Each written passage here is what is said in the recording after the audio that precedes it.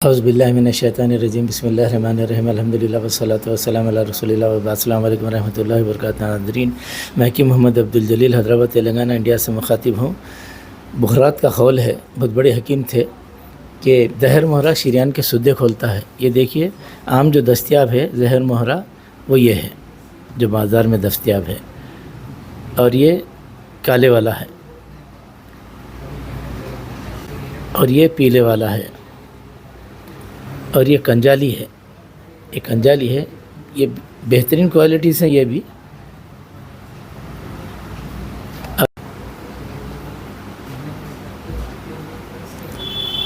کنجالی، یہ بھی دیکھ لیں آپ، یہ کنجالی ہے۔ اب ادھر دیکھیے، یہ زہر مہرہ خطائی ہے، یہ بہترین کوالٹی ہے۔ ذرا اس کی ٹرانسپیرنسی دیکھیے، یہ دل کے لیے نایاب تحفہ ہے یہ۔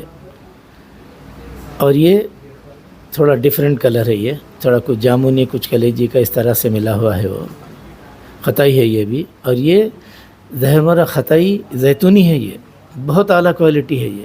اور سب سے اعلیٰ کوالٹی جو ہے یہ زہر مہرہ خلمی ہے۔ یہ اس کے خلمات دیکھ رہے ہیں نا، شریان کے سدے کھولنے والے میں سب سے اعلیٰ خط یہ بخارات کا خول اس پہ اور اس پہ صادق آتا ہے۔